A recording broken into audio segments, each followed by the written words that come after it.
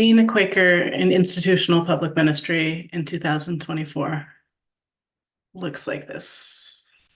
You work in the gig economy. You have 4 part-time gigs for 3 different Quaker organizations, and they all want you to be available and responsive all the time.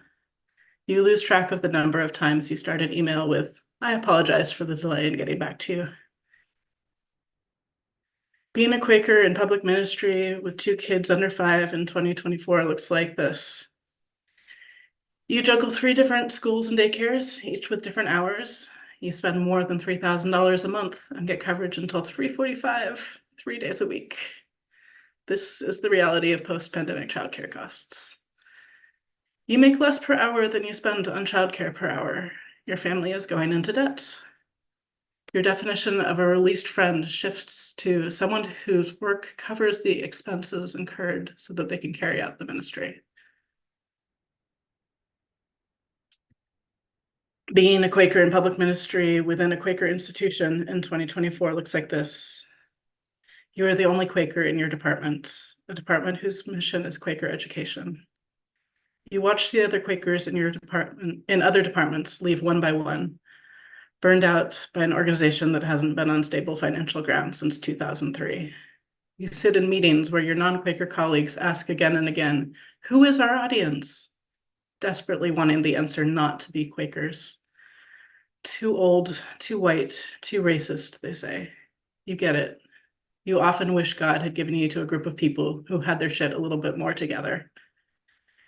But these are your people, and this is your ministry. Being a Quaker in public ministry, working at a Quaker institution in 2024 looks like this.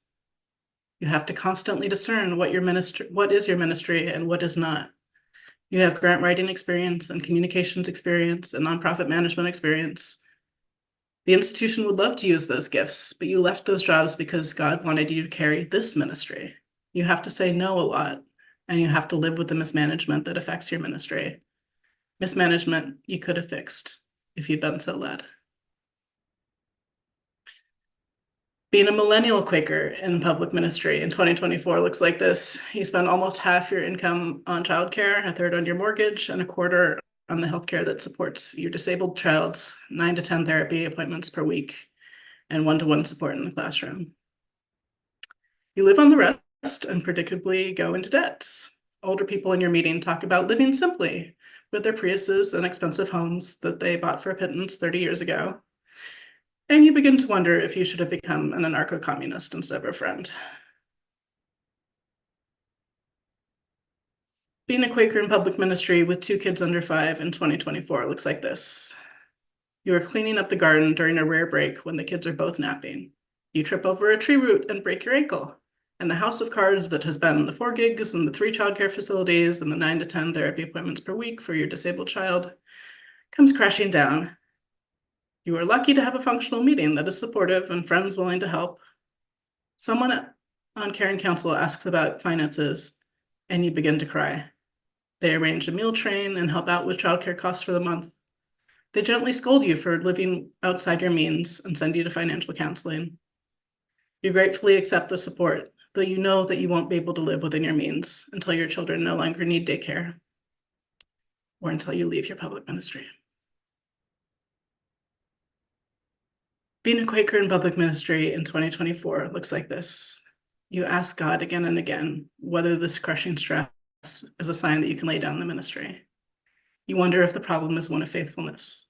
Have you failed to be faithful? Or maybe it's the institution that has failed to be faithful. You tell God, "It's not my job to save Quakerism." You do not feel released from the ministry. You work exactly as many hours per week as your husband does for 1/6 the take-home pay and no benefits. You can't make the ends meet. You are burned out. Your primary ministry job won't give you a raise because there's a salary freeze. God has not released you from this ministry, but you can't continue to take on debt because the organization is unable to dig itself out.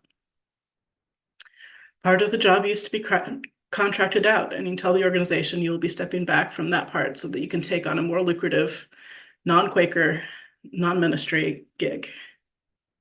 The organization contracts out that part of the job at exactly the same rate as the raise you asked for, and somehow they think you'll understand that their budget categories are more important than you are. Friends, being a Quaker in public ministry in 2024 is beautiful and terrible and unsustainable. And I'm one of the few people who actually gets paid to be in public ministry. The way we do public ministry is built on an economic model that no longer exists and never existed for many people. I do actually have faith that there's a better way, but I don't know what that way is. I sure hope we find it because I'm not the only one in this crucible. If this is what we do to those people who are called to service, Quakerism isn't going to be able to continue.